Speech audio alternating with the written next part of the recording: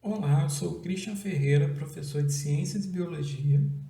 Então, dando continuidade à aula de alergia e intolerância alimentar, agora nós vamos falar sobre intolerância alimentar.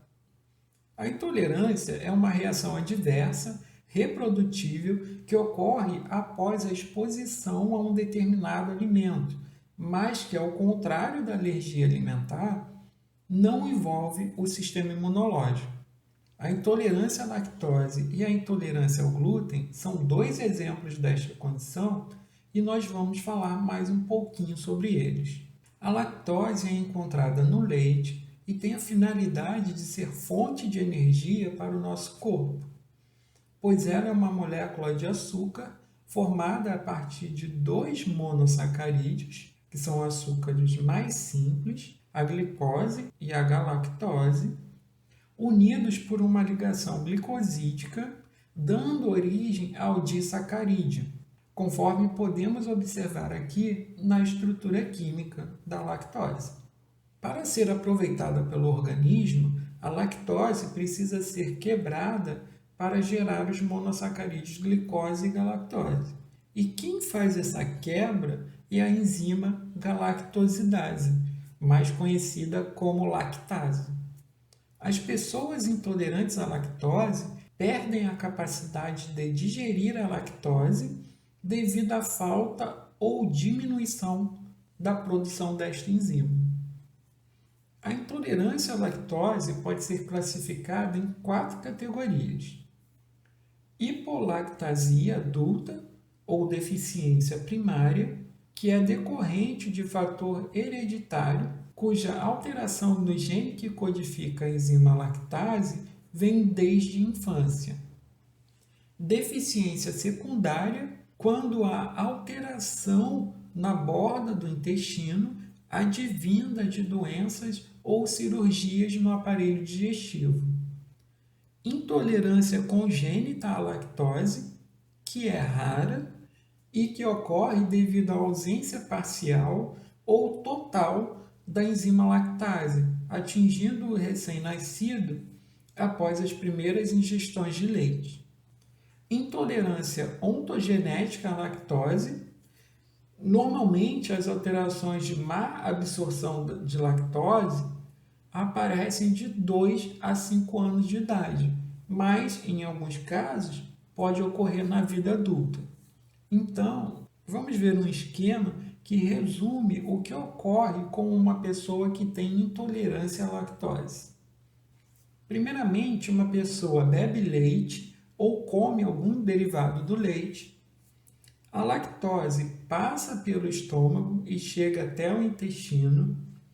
No intestino, a lactose deveria ser hidrolisada pela lactase, gerando a glicose e a galactose, que são mais fáceis de serem absorvidas pelo organismo. Os intolerantes não produzem lactase suficiente para quebrar a lactose e, com isso, a lactose se acumula no intestino. Abre-se brecha para a atuação de bactérias fermentadoras. Esse processo fermentativo produz, então, gases e gera cólicas, diarreia, náuseas e indigestão.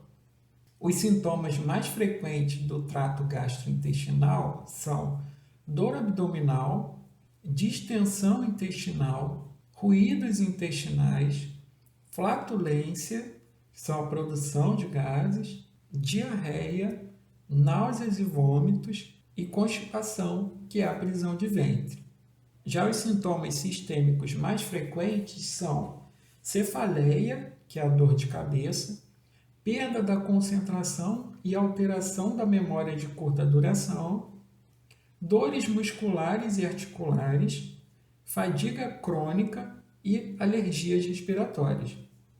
O diagnóstico da intolerância à lactose pode ser realizado pelos testes de tolerância à lactose. Eles são realizados com desafio. O paciente ingere 25 gramas a 50 gramas de lactose e se avalia os sintomas por 2 a 3 horas. Uma técnica bastante utilizada nos laboratórios de análises clínicas é a de curva glicêmica. Nesta técnica, é coletada a glicemia em jejum e depois é feita uma curva. Por exemplo, foram coletadas 3 amostras. A basal, quando o paciente estava em jejum, que aqui deu um valor de 79 miligramas por decilitro.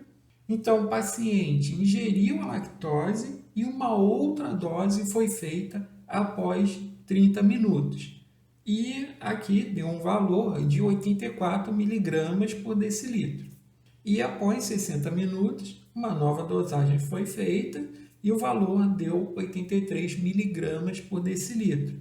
Se o valor de referência for maior ou igual a 20 miligramas por decilitro em relação ao basal, o paciente digere a lactose.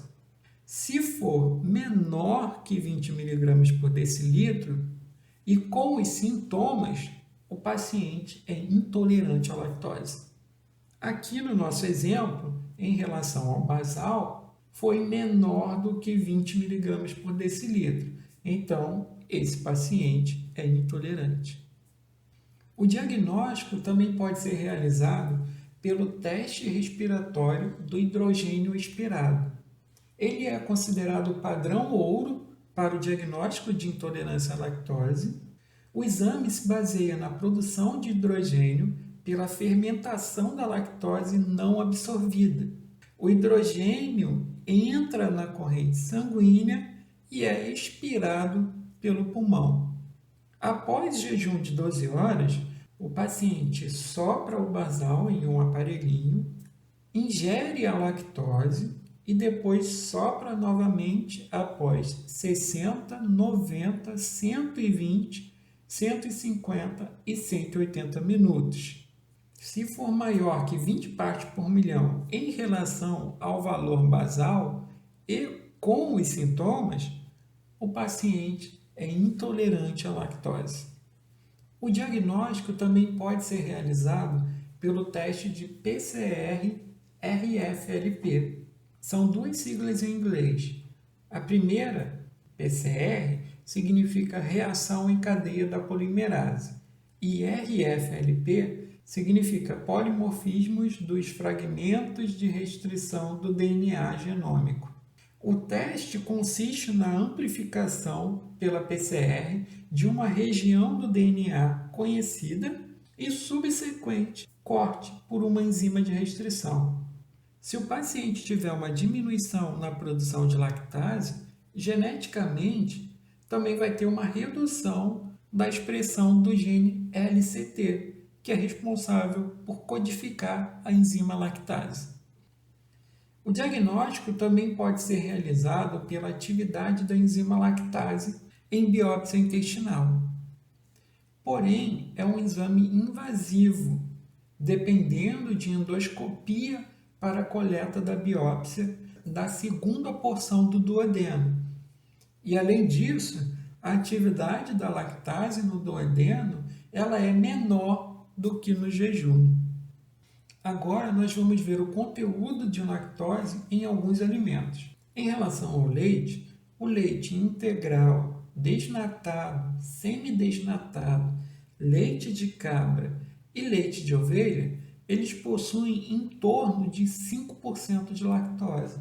Já o leite condensado tem mais do que o dobro de lactose em relação ao leite integral. O creme de leite possui em torno de 2,5% de lactose. Já o leite humano tem em torno de 7% de lactose a cada 100 gramas. Em relação aos queijos, o parmesão, cheddar, brie, gorgonzola e o camembert possuem em torno de 1% de lactose. A mussarela de búfala possui em torno de 2% e a light em torno de 3%.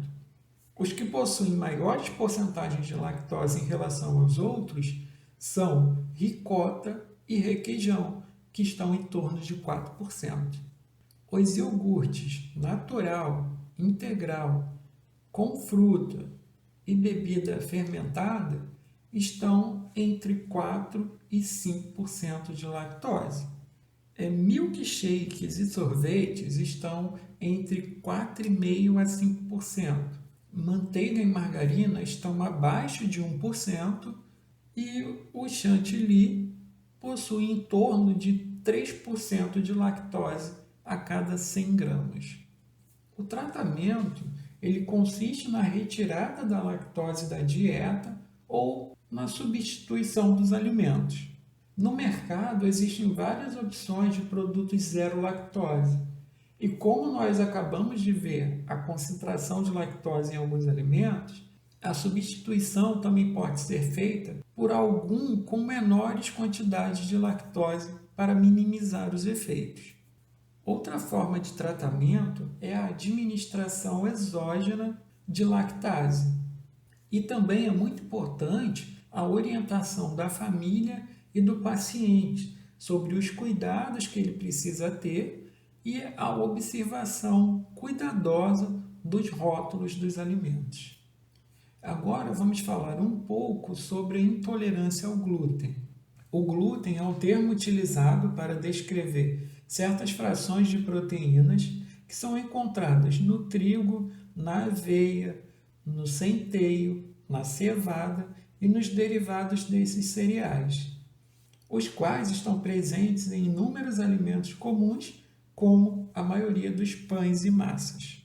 O glúten pode causar alergia ao trigo, que é uma reação imunológica mediada por anticorpos da classe IgE, às proteínas desse cereal, doença celíaca, que é uma condição inflamatória crônica do intestino delgado, mediado por anticorpos da classe IgA e IgG, que gera uma atrofia das velocidades intestinais.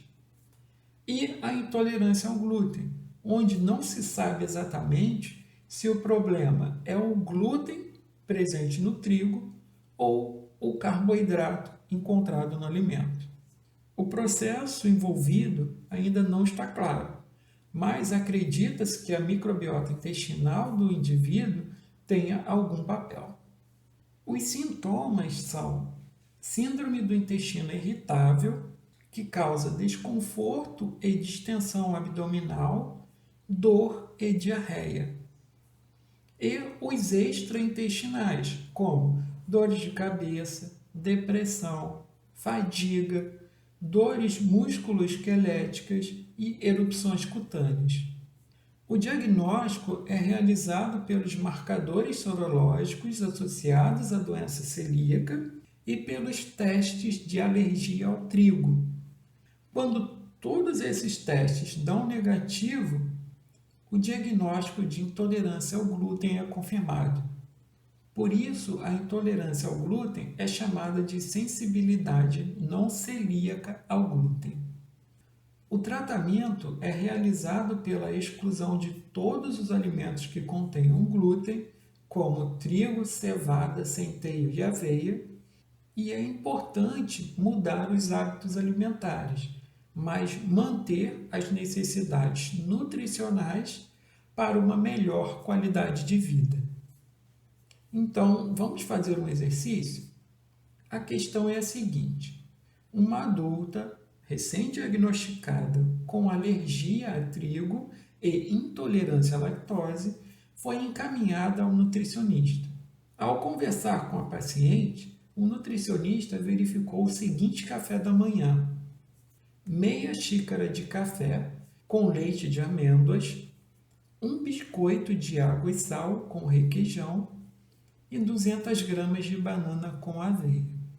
O nutricionista deve orientar a paciente a substituir o biscoito de água e sal com requeijão por, letra A, pão e mussarela light e manter a banana com aveia. B, panqueca com margarina e substituir a aveia por linhaça. C, torrada com creme vegetal e manter a banana com aveia.